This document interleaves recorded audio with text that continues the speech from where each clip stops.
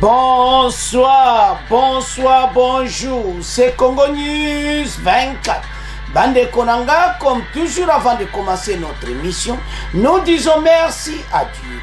Nous disons merci à nos chers abonnés et téléspectateurs qui nous suivent partout dans le monde et en RDC.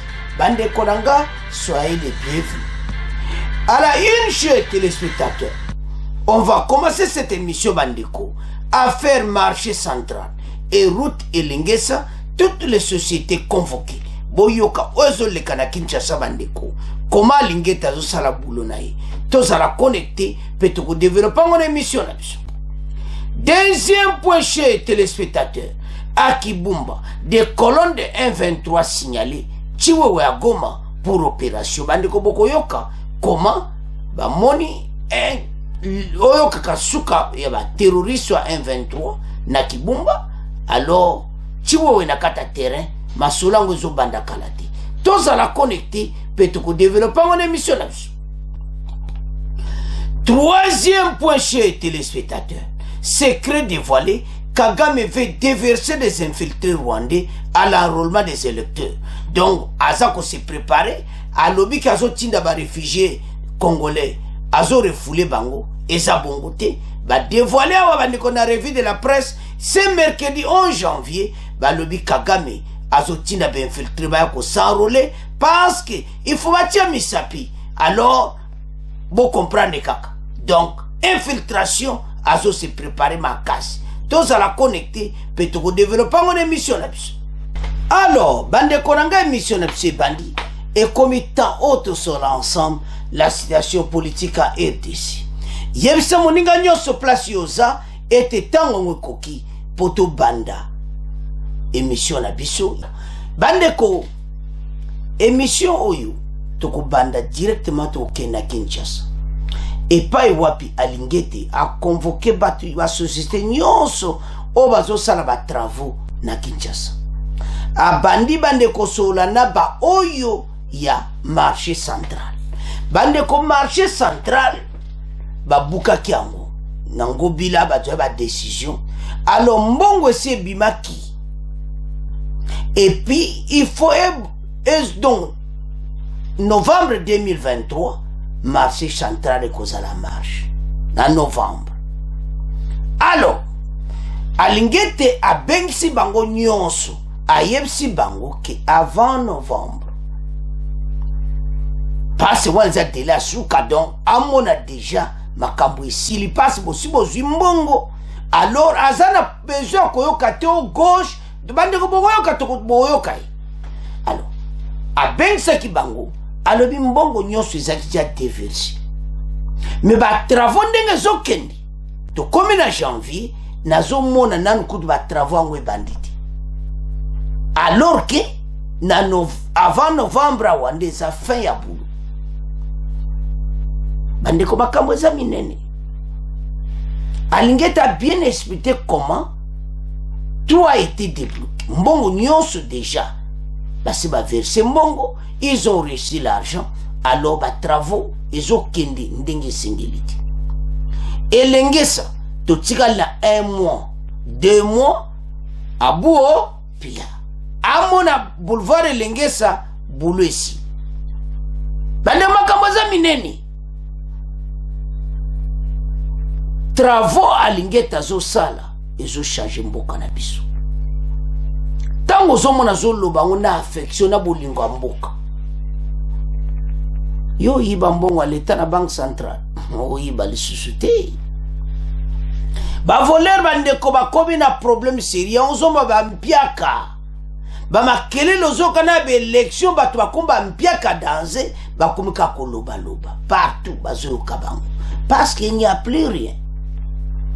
Alors, makambo eza clair. Eti dossier oyo ya marché central il faut ici là bango bila batwana nyonso bokoyoka message ya lingiti. Tout le monde a été convoqué koyebisa bango ete ya linga mona tango na novembre akuta marché central pena kitoko alobi ke naza sima na bino mikolo natande ba travaux ezokende. Passe mbongo esi ebimaki bozwi mbongo. Makambo eza minene. Abi atali ba travail marché central. Abi non. Azomona te. Voilà. Alors que peuple wana avivaka na koteka et tout ça. Yongo bilo buki marché central. Bambongo ebimi déjà eza déjà misale salama. Bateau baza na problème sérieux. Alingete a convoqué réunion moko spéciale tolanda tout yango ndenge ezali. Bande konde bozo mona wana Gilles Alingete, inspecteur général chef de service IGF, a convoqué bango nyonso bango wana autour de la table. Batu ya faire marché central, bozo mona marché central na gauche na se nde babuka ki yango. Alingete bindenga na zo mona travaux, boko yokai. Na mona te me délai ekoko lekati. Bozwa ki mbongo ya wana bengbino na janvier, pona yebisa bino libela ete misalo esila ngamona bana koleka kotala ne misalo eza ko avancer na marché central. Marché central il faut esila ba mona yango ndenge eza na maquette masolo esila. Voilà bango bila nyonso bazana dossier ko sakana te. Bandeko oyebi mboka na biso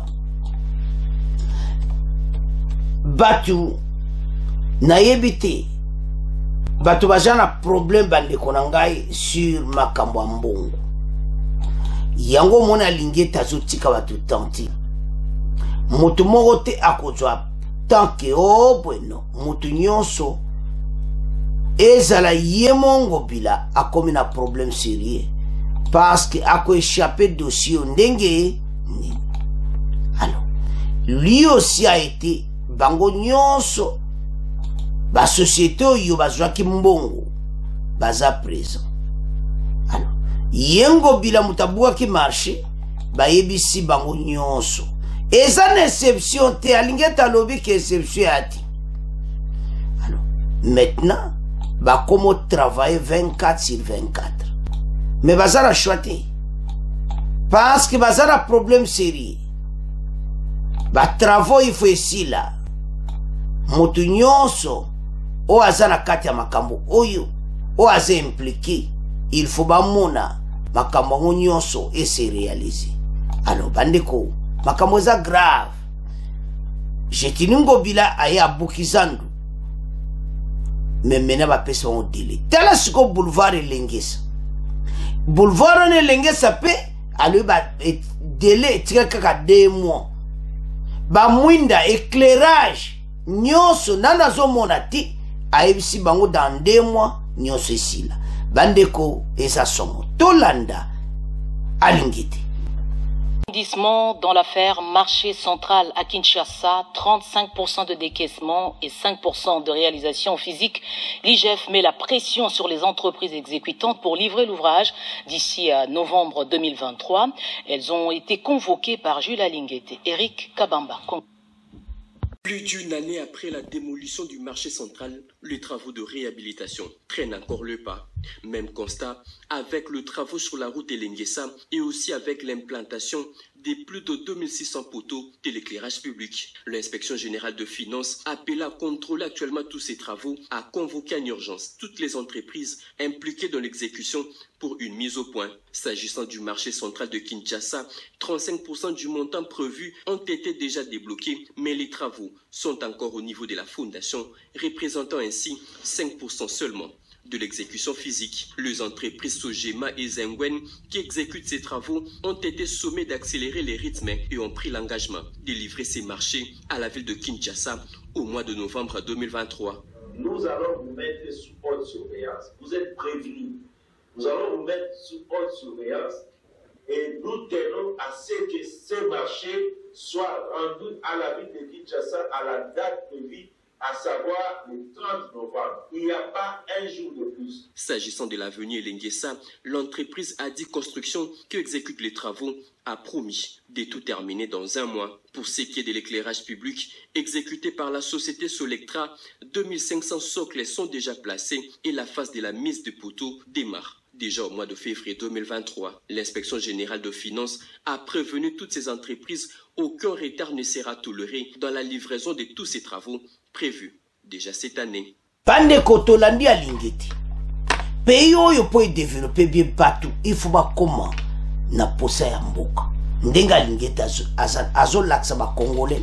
Oyo na tale sala plaisir d'être Congolais. So tel comment Lingeti azo se soucier pour na mboka. Et bonga. Bami yibi basila na EDC meza leloti. Batu ba beto batonga kuyiba la.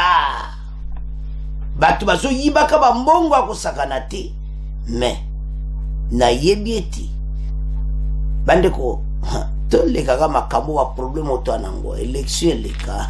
Ba décision bazo jwa pour la justice eza akosakana te.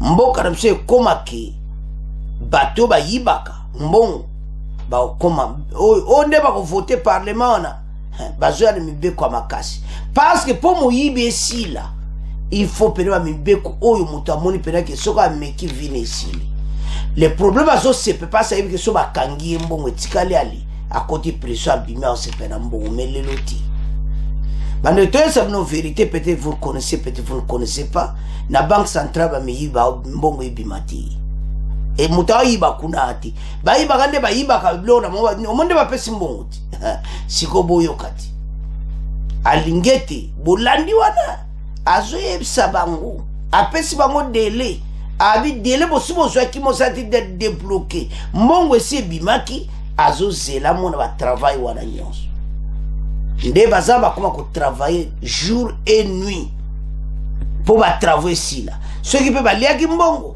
les rango babana ko zongsa misale salama alors bazana problème sérieux notre pays est quoi avancé que sa mauvaise volonté batu ba konzi ba koza na position mo bien me batu ba wuti na ba gouvernement oya mayuya ba yena ngoti na l'era présent fachi et ça continue dans un cycle oyo il faut esila ba proposition zebele ke baba na pena ko pinir batu makasi. Alors bandeko voilà citation oyo to lande alingeti to yebeti parce soko tikika bango bo non lera ngoyo to yemo ko barako ya na zandu ko tala marché central avant fin de l'année ezotelema eze sengo pona bakino bazozela parce ndenga lingeta tie pression ngobila bango nyonso bayoki masolo ezosarama avant date wana ba Congolais bazonga koteka na zandu. C'est là où il débrouille, c'est là où baluka vina bango bokanga bango te na tamulai alingete salama solo banda ko kanga bango nyonso soki bulu salamiti bango nyonso na prison ezaya ko inda esi yindi tokumotika premier point tokumoke na deuxième point bandeko tokomi na point na biso au Nord Kivu tokende direct bana Kibumba epa wapi bamoni colonne ya ba Rwandi baza kokota na Kibumba baza donc oyo kaka somo bamoni bango signaler alors na ba arme alors bandeko na ngai match ezokoma mbutu ba Rwandais baza kosakana bisope tozobongama. Alors on a signalé colonne ba Rwandi na Kibumba bango balwaki ba quitter. C'est ça makambo ba décision za mikolo oyo et monana keti chef de l'état après ko solola na ba konja EAC na ba président na bango Kenya na ba tunango nyonso. Alors le chef de l'état major azana kata terrain balobi asalika réunion moko oyo kaka somo mais na bazana masolo na chef d'état major à Kenya masolo ngweza ndenge bato ba ba quitter mais comment bazana ba okaka bazo sila na ba arme ndi ba kuma etina ba kotaba nirango ko uta Rwanda ko benda bazana problème sérieux même yemo ko Rwanda a un problème a craquer bande ko président Rwandi azo tinda ba alba refoulé ba réfugié congolais eza ba réfugié ti boyo kana mission azo tinda be infiltré ba ko s'enrôler na élection 2023 pour batia misapi baza ba réfugié te congolais te toza kuna 76 000 nombre azopesa eza fond ba nombre lokuta. On a parlé de 70 000 ou 76 000 ou 72 000 non toujours na point pour asuke za somme oyo président Rwanda kotika RDC Kimiati. Alors maintenant situation est le cas pour le moment et ça que le gouvernement congolais va avoir évidence nyonso pour makambo kende propre parce que FARDC a quoi appliquer accord à Rwanda pour délivrer Mbokanai totali gauche totali droite obité comme étant quoi amorcer makambo kuyo tango kobanda et kozala somme parce que ozala ba avion na likolo bateau yo esili na bango. Alors situation tozo vivre nango eza situation eza clairement que Rwanda même président na bango azo craquer pour le moment ba pression yeli ya makasi akoma kota ba dossier tia ba réfugiés congolais et tout ça mais ba réfugiés aza ba jenaï. Alors sikoyo Fatia Lobino Chiwo ekende na terre. Chiwo était arrivé hier mardi a commis sur le champ à mon la réalité que ba Rwandais ba quitter na mo kibumba te ba Rwandais bazo yenga na bango et puis EAC a commis un problème sérieux. EAC a commis bouche bée. EAC a national kama kolobati bakangi bango akolobani basali ba discours yomo kibumba ba discours ezali ba pengsi batu voilà bazo kit oh nalo bata kibumba rumangabo bomoni ba discours kuna oyo basala na kibumba. Alors et assez ba comme un problème. D'autre part président rwandais bazo manipuler bango nyonso.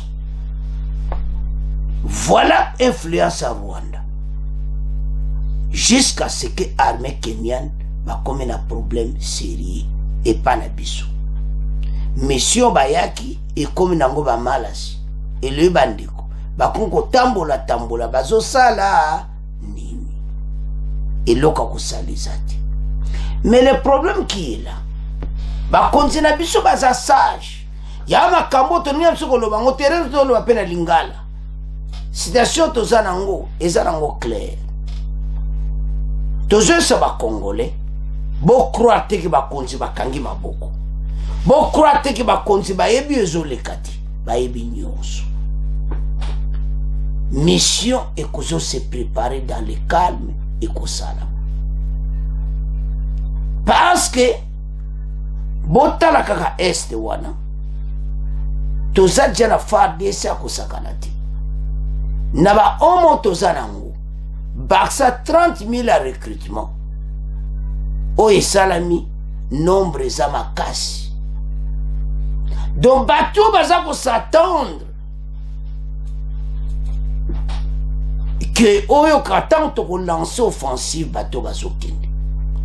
C'est pour cela l'arrivée à Chiwowi les batune microbo la émission tout ça qui lobby a lobby ka kenaye pour une opération nazo contrôler armée opération militaire makambo za minene. Alors totala kolona ba Rwanda bazana kibumba o balu bakeme bakete na minduki et puis to lo basi Chiwowi bon to avance o balu bakesi yindi. L'heure est grave parce que ba américain ba yeba lobby ba vidéo ba américain tout ba yeba lobby o ke bo retirer batnao. Au contraire c'est l'eau et ça le contraire. Président Rwanda so continue ko renforcer ba kopnai makambo za minene awo.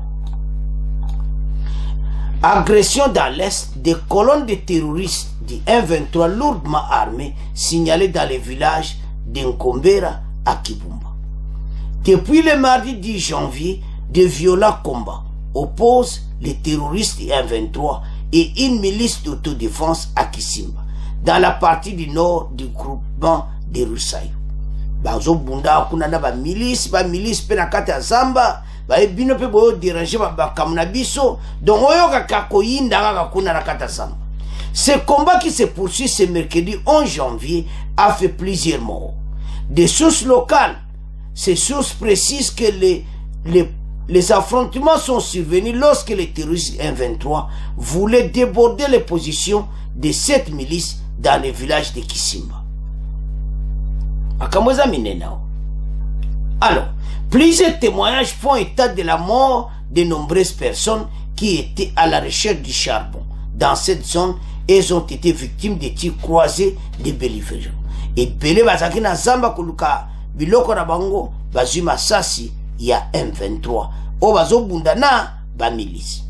Par ailleurs, sur le front sud dans le territoire de Nirangongo, plusieurs sources confirment la présence depuis mardi 10 janvier dans la soirée des colonnes de terroristes M23 lourdement armés dans le village de Ngobera. Dans le groupement de Kibumba, il affirme qu'ils sont dirigés vers la colline stratégique de Tchatou où ils sont érigés leur campement près de la colline de Eyou. Signalons que sur le front est, un calme s'observe à Katugura, à une dizaine de kilomètres de la cité de Kiwanja. Après les accrochages de mardi entre les terroristes et la coalition des deux milices locales des collectifs de mouvements pour le changement, les Maïma Ignatou. Bota la citation d'Engeza. Batu Oyo, avec leurs colonnes, Naba arme Bangwa Bozomona M23, Bandeko, Baza toujours présent. Alors, surtout Talabiloko Aboui. Et ce ça la Sony, parce que Batouba le Bakiti, mais Bazawana. Il y a des affrontements aux Oyoka. Et ce ça là, et ça part tout. Alors, c'est qu'on saute au monde à Biloko Aboui. FARDC, il faut assez préparer. Par bateau, il faut bengana bango. Parce que bateau, ok, kana minduki. Boya pamba. Non, ils ne partiront jamais. Alors, bah, quand tu vas se préparer, Kobongisa, comment? C'est pour cela que Chiwewe a yé na kata terrain. Présence na yé, et Zake va préparer offensive contre Batououy. Bande koma kambo tolobiango mingi. Mais pour le moment, Congolais nyonso aza puro tozolo baku, toza suna chouati. C'est comme mission Zake pour attaquer Batouyo, qu'il quitte, va quitter le sol congolais. Oh, ba américain ba lobby. Oh, boy na boy. Tout le monde est le côté. Donc, communauté internationale va combien de problèmes. Alors, vu situation, Nord Kivu, première visite du chef d'état-major de FARDC à Komikuna. Ba américain nyonso na makambo ba on peut va combien de problèmes. Parce que Blinken na makamune nyonso ba manœuvre nyonso o azoloba oyo to asali sali to so moni le côté. Donc situation à bateau yo et comme situation za mugulu parce que trop c'est trop ba lobby pe mingi ba américain to moni résultat kaka o ba ko kiti mais pas ko kiti o bolongo kaka bazoloba au jour le jour. Ba Congolais bazo mboka mais parce que situation tozanango et comme trop et maintenant biso comme na raison makasi pour to appliquer encore à Luanda parce que bateau yo soki to Holanda ka boy non encore à Luanda salama to benga na bateau oyo et puis et c'est tout parce que bango ba ko quitter boyeti bango baza bateau il faut to benga na bango kaka na minduki Blinken masolo na président rwandais combien de fois tout le monde est le côté alors to yo ko zo le kana kati ya Ruchuru bongo to avancer mission na biso bitumba bango kuna bazo bunda ya osakanati c'est pour cela bandeko chiwe wende bozo mona wana asali réunion moko spécial et ça que FARDC azo préparé offensive to bengana batu oyo alors tolanda extrait oyo bon to continuer mission na biso oyo ezoleka na front. Dans l'actualité, il y a également ces affrontements survenus hier soir et ce matin entre les rebelles du M23 et une milice locale d'autodéfense à Kisimba, au nord du groupement de Roussayo, à la limite entre les territoires de Nyiragongo et de Massissi dans le parc national de Virunga. Nous sommes là au nord Kivu. Les sources de la zone font état de plusieurs civils qui ont été tués pendant les combats. Explication de Noël Alouzitou Kabambi. C'est aux environs de 23 heures locales que les combats ont éclaté à Kisimba entre les rebelles du M23 et une milice locale dont le nom n'est pas connu. Plusieurs témoins dans la zone renseignent que les affrontements sont survenus lorsque les rebelles du M23 voulaient dépasser les positions de cette milice dans ce village situé au nord du groupement de Roussayo. Plusieurs personnes à la recherche de charbon de bois dans la zone auraient été prises en étau et tuées par les tirs croisés des belligérants, témoignent les quelques combattants blessés admis dans les structures médicales situées dans ce secteur, à en croire les sources de la société civile du territoire de Nyiragongo. Sur le front sud, dans le territoire de Nyiragongo, des sources concordantes confirment avoir aperçu depuis hier mardi dans la soirée plusieurs colonnes des rebelles lourdement armés dans le village Ngobera, dans le groupement de Kibumba. Ces derniers, précisent plusieurs témoignages, se sont dirigés vers la colline stratégique de Tchato où ils ont érigé leur campement près de la colline des Hehu. Sur le front est et ouest, un calme apparent s'observe à Katuguru, à une dizaine de kilomètres de la cité de Kiwanja, après les accrochages d'hier mardi entre les rebelles et la coalition des deux milices locales du collectif des mouvements pour le changement et les Maïmaï Nyatora. Bandeko tolandi biso nyonso ozo leka na front na ozo leka na Kibumba na o nyonso ozo leka kuna ba komo bitumba na ba milice M23 batoyo bango bazo mona ka ato vandi to zi terrain bona botala ba Rwanda ayebi FARDC ka kwa akala basé sous na contact pendant ma casse de panabiso parce que la plupart ba au gradé bo infiltré baza jali banda FARDC baza na place ndio monde ba vanda mesa wana baza wana ti ba yebi ezole kati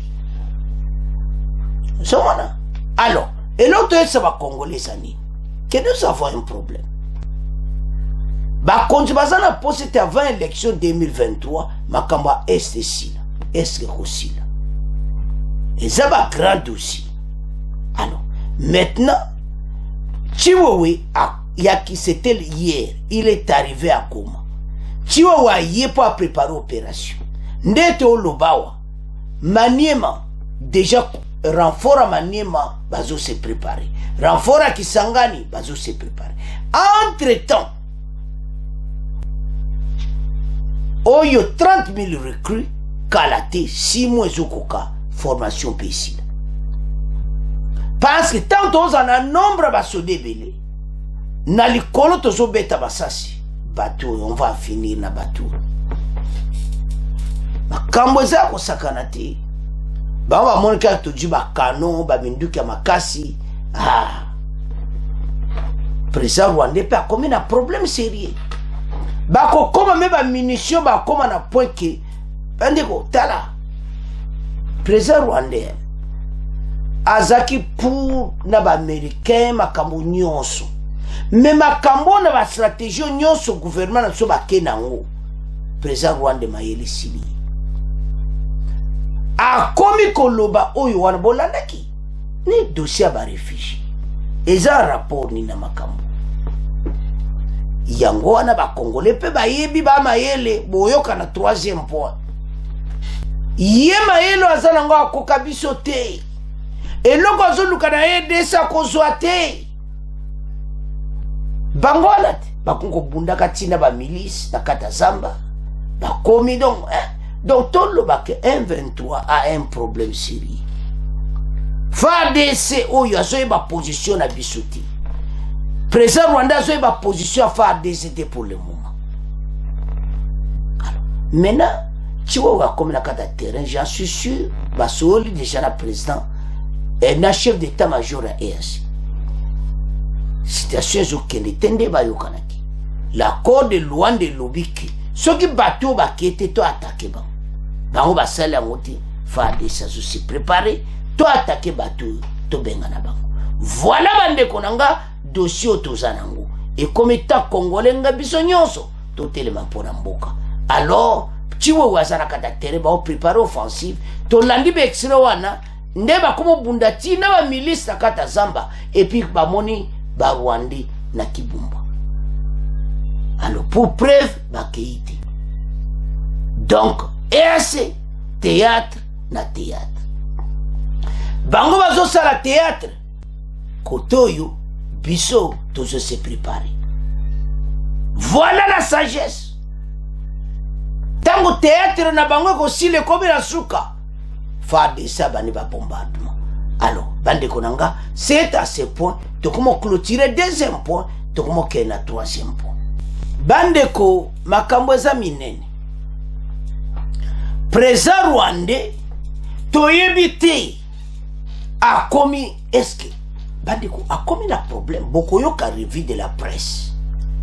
Ce mercredi 11 janvier balobi tata oyo azo préparer ba jeune ayi ndenga asalaki na élection en 2018 azo sala ngo pona 2023. Ba réfugié wana eza ba réfugié te oyo alinga tinda. Oh azozongisa ba réfugié na RDC eza ba jeune na bango.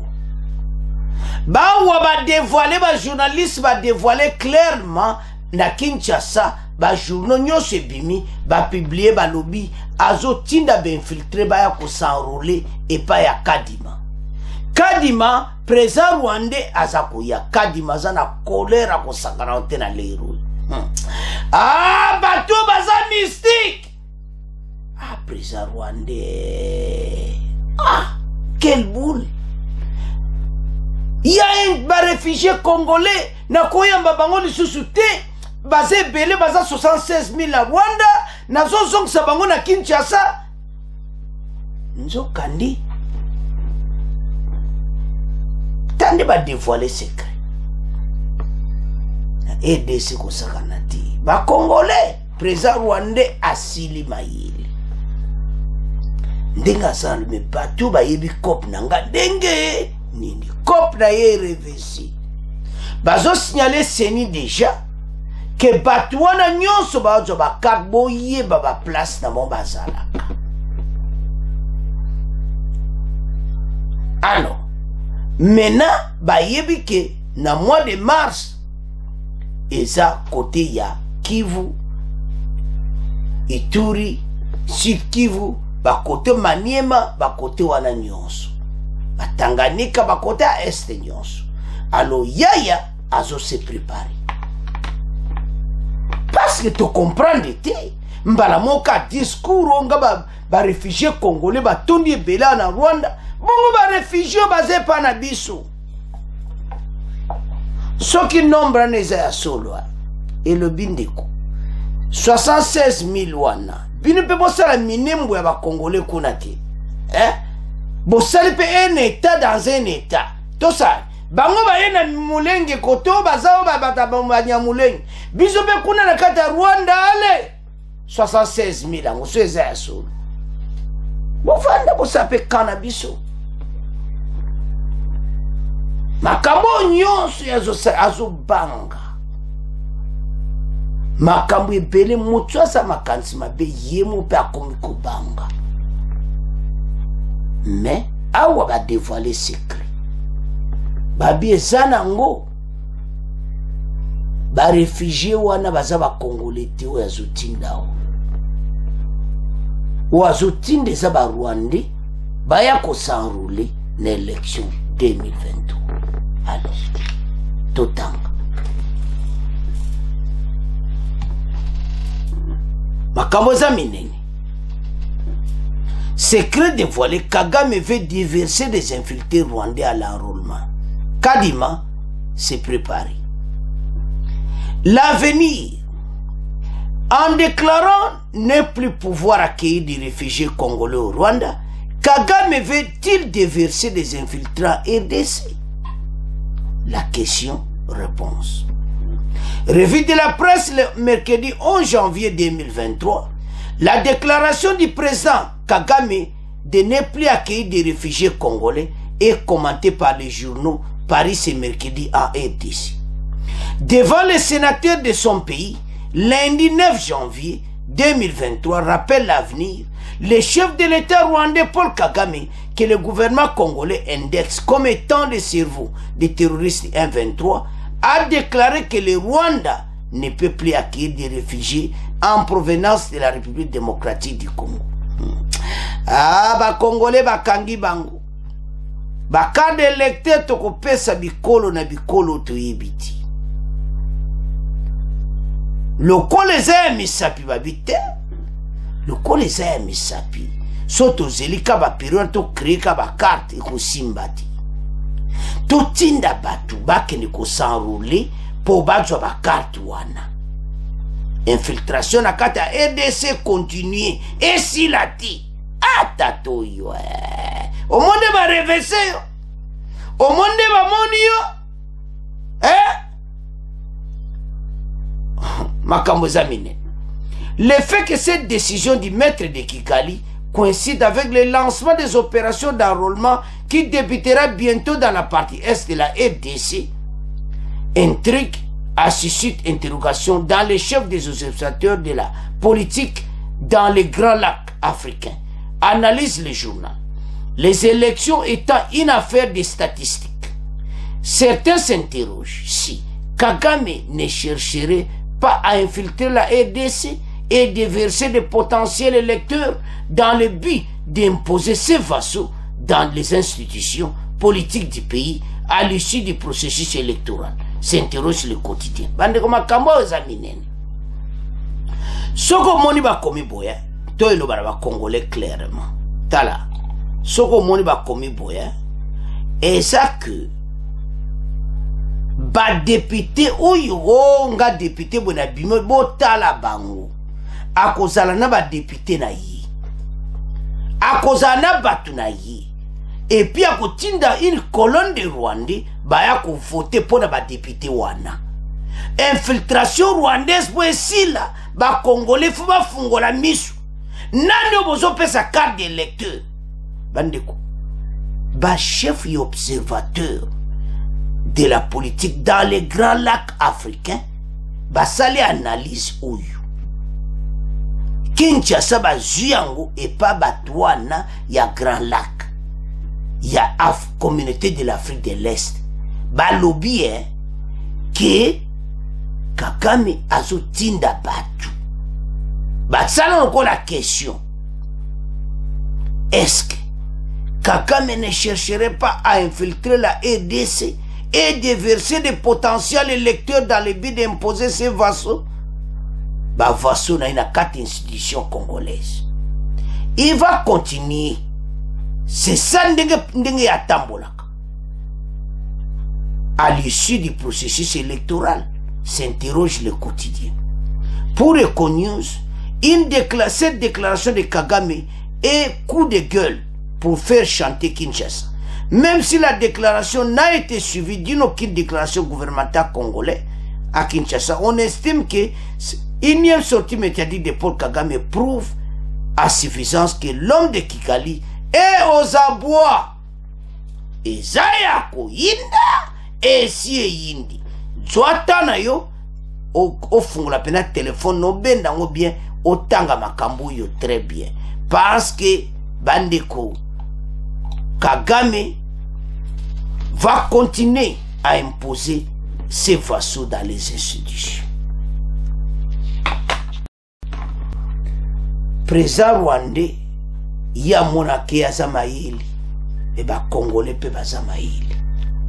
Alors bandeko d'abord ebimi na ba chercher politicien à Grand Lac ba lobi ke ndenge azo sala makambo yo azo linga continuer infiltration na RDC wana ba congolais na ba comité na niveau ya Grand Lac bapays mosusu ya East Africa kozame batanzanie bakote wana nyonso bakenya bapays wana tout à l'aise. Maintenant tata oyo akotika EDCT place ya vivaka place bakop na eza tabandeko eza lokola mutu mobo aza misala mabe akanga mutu alinka mutu wana amoni ke EDC tozobima na boccupation rwandaise na bango na batu na ye na bacoopération internationale communauté internationale. Seule solution totinda tolobake baréfugié tozozongisa bango bozozongisa baréfugié makambo eza minene. Voilà donc nde tolobawa azo se préparer. Président Rwanda aza mayele amoni que bakotia misapi lokola baotia misapi ekomi temps oyo atinda bavaso na ye baya les infiltrés baya kosanrole ntango bakosanrole yango moni bandeko babone badepute mosusu bazala na bango bakongole te. Alors amoni ke arenforce badepute na ye wana bakoma ebele na kati ya RDC bainfluence bakambo ebele ta bandeko aza na infiltration na RDC partout. Siko azo se prepare bandeko ntango baanalyse africain balobi tango batu nyonso bakomi yango nde totangi tata oyo akotika mboka na biso te. Des infiltrés rwandais baza koya Denis Kadima se prépare botala nani bopesa carte d'électeur et surtout que carte d'électeur wana moto akozwango carte de résident. Donc to continue ka kozana ba Rwandais bonzo ba réfugié wana nyonso bomema bango kosamba DNA oyo alinga tinda pasa kotinda ndenge lobami bakotinda na ye bakop na ye akotika ti ba Rwandais bazo ya kosanrole soi-disant des réfugiés congolais. Ils ne sont pas des réfugiés. Bon partager bande oyo congolais nyonso ayeba eti o bazo ya baza ba congolais ti baza ba Rwandais o bazo ya ko s'enrôler na élection 2023 biso batutulubi ti totangi banalisi wana Grand Lac bakomi alors ba journal na biso na RDC bakoti on a revue de la presse oya ce mercredi 11 janvier ki tata wana aza toujours na kati ya masolo ya infiltration na ye kosila te ti mokolo ya kozwa oyo azaka na posa nango lokolo eloko mpe azwaka te balkanisation mpe esimbaka te ya kokontinue infiltration ayibaka biloko na biso aaffecte gouvernement na biso ye moto alibosa koloba na biso armée ya RDC eza eloko te. Alors Kadima le président de la CENI tala à qui vous octroyez une carte d'électeur. Parce que carte wana eza na mutu ya makasi à tel point qu'il est donné kokenda au NIP et puis bakopesa batu ba carte d'identité oyo kosala en couleur bande ba carte d'électeur eza noir et blanc eza ka temporaire pour batu bakozwa ba carte de résident biométrique.